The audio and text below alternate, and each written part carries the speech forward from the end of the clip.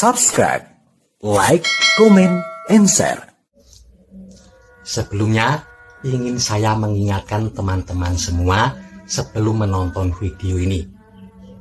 Ini bukanlah ramalan tentang gunung yang akan meletus di tahun 2024. Bukan pula tentang banjir yang akan terjadi di mana-mana. Juga bukan ramalan perceraian artis yang terjadi di tahun depan. Hal-hal seperti itu tanpa diramal pun peluang terjadinya sangat besar di waktu kapanpun. Ini lebih besar daripada semua itu. Kita akan berbicara tentang peristiwa besar, sejarah besar, yang mungkin saja akan terjadi pada bangsa kita di tahun 2024 sampai dengan 2029. Sejarah suatu bangsa seringkali terulang. Karena itu, Bung Karno pernah mengatakan, jas merah, jangan lupakan sejarah.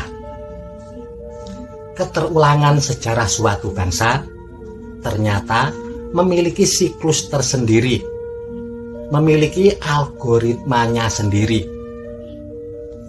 Peristiwa-peristiwa besar yang terjadi, jika kita amati, kita teliti, terjadi pada periode-periode yang seolah-olah sudah diatur oleh alam sendiri. Mari kita bersama-sama mengamati. Bangsa Indonesia merdeka tanggal 17 Agustus 1945, bertepatan dengan weton Jumat Legi, neptunya 11. Di dalam perhitungan ini, setiap periode terjadi selama 6 tahun dan terjadi perubahan angka keberuntungan. Dan sekali putaran sejarah terjadi selama 30 tahun. Kita lihat di sini, diawali 1945 sampai dengan 1951. Keberuntungannya berada di angka 5 karena hari kemerdekaan kita bertepatan dengan hari Jumat Legi.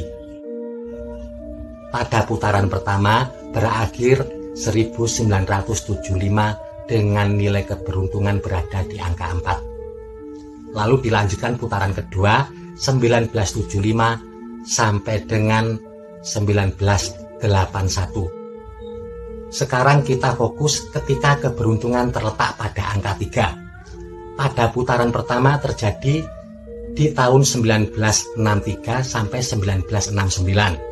Di putaran kedua terjadi di tahun 1993 sampai 1999. Di putaran ketiga terjadi di tahun 2023 sampai 2029. Dan sejarah-sejarah besar bangsa kita, entah kebetulan atau tidak, terjadi ketika keberuntungan berada di angka 3. Yang pertama, pada putaran pertama di tahun 1963 sampai 1969 ada peristiwa besar, peristiwa G30 SPKI pada tahun 1965.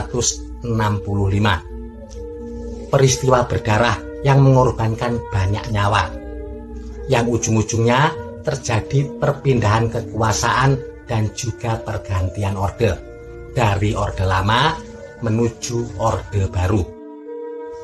Lalu pada putaran kedua, keberuntungan angka 3 terjadi di tahun 1993 sampai 1999. Dan di sini ternyata juga ada peristiwa besar, peristiwa reformasi yang terjadi pada tahun 1998. Ada mahasiswa ribuan yang mengepung gedung DPR.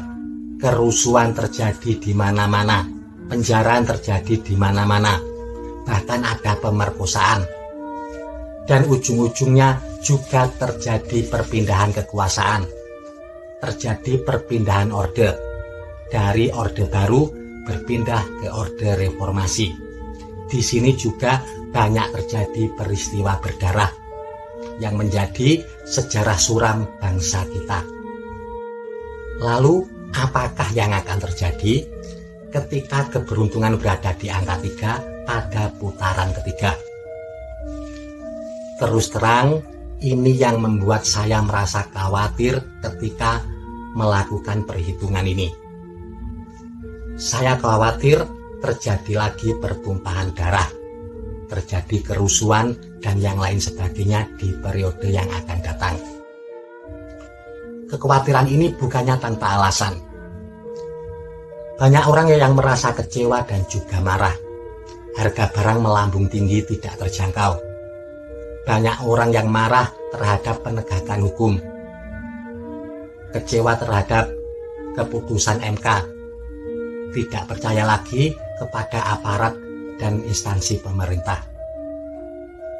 Kekecewaan dan kemarahan ini yang saya khawatirkan, sejarah suram bangsa kita bisa saja akan terjadi lagi di periode 2024 sampai 2029. Apalagi situasi politik sekarang ini sangat-sangat panas. Ada yang mengkhianati dan ada yang merasa dikhianati. Dan kedua-duanya merupakan kelompok yang sangat besar. Ini yang membuat saya cemas dan merasa khawatir.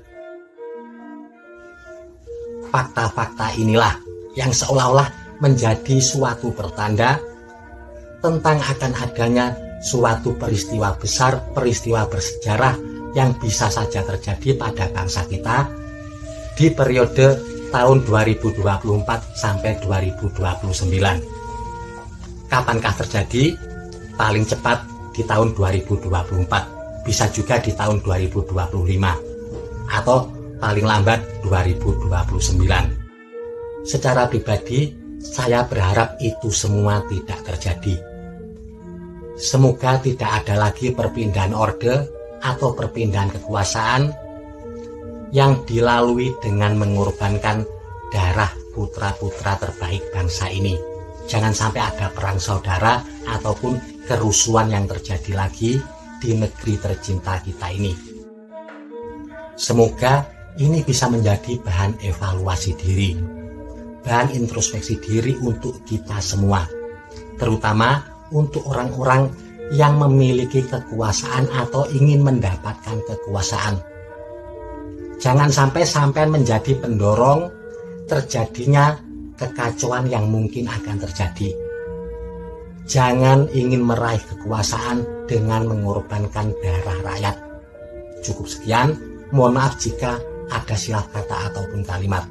Terima kasih. Wassalamualaikum warahmatullahi wabarakatuh. Rahayu, rahayu, rahayu. Salam budaya untuk kawan-kawan se-Nusantara.